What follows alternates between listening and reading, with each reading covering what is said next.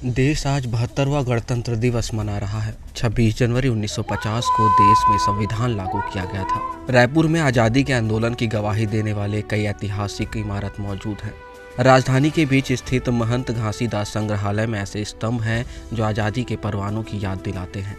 देश की स्वतंत्रता के लिए महत्वपूर्ण भूमिका निभाने वाले कई स्वतंत्रता संग्राम सेनानी के नाम इसमें अंकित हैं, जो हमारे स्वतंत्रता संग्राम की याद दिलाता है। भारत की जो 25वीं स्वतंत्रता सालगिरह थी, जो 1972 में आई थी, उस समय केंद्र शासन की एक स्कीम के अंतर्गत जितने भी उस ब्लॉक के और ज़िले के स्वतंत्रता सेनानी थे, उन लोगों का एक शिलालेख में सारे का नाम जो है दर्ज करने का किया गया था।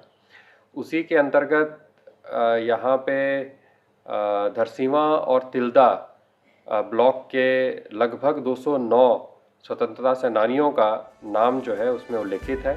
संस्कृति विभाग के कैंपस में 5 स्तंभ हैं, जिनमें एक स्तंभ में संविधान की प्रस्तावना और 4 स्तंभ में धरसींवा और तिल्दा विकासखंड के अंतर्गत आने वाले स्वतंत्रता संग्राम सेनानी और स्वतंत्रता संग्राम के दौरान शहीद हुए देशभक्तों के नाम लिखे हुए हैं। विभाग के परिसर में एक स्तंभ में संविधान की पुरानी प्रस्तावना देखने को मिलती है। दरअसल साल 1976 में 42वें संविधान संशोधन अधिनियम के जरिए प्रस्तावना में संशोधन किया गया था, लेकिन स्तंभ 1972 में लगाई गई थी।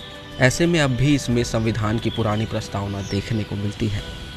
हमारी धरोहर है, हमारी स्वतंत्रता जो स्ट्रगल थी उसकी यादें उनसे जुड़ी हैं, और जिन लोगों ने भारत को आज स्वाधीन बनाया है वो उन सब का इतिहास में नाम दर्ज होना और हम सब लोगों का उनके बारे में जानना बहुत ज़रूरी है। ये एक स्मारिका के रूप में आने वाली पीढ़ियों के लिए यहाँ रहेगा। यह हमारी धरोहर है। हमारे देश को आज़ाद कराने के लिए जो संघर्ष किया गया उसकी यादें इससे जुड़ी हुई है। जिन सेनानियों ने देश को स्वाधीन बनाया उनके नाम इतिहास में दर्ज हो गए हैं। हमें उनके बारे में जानना ज़रूरी है। इन स्मारकों के जरिए हमारे देश और पुरखों के संघर्षों की जानकारी मिलती है। सिद्धार्थ श्रीवास्तव, टीवी भारत, रायपुर।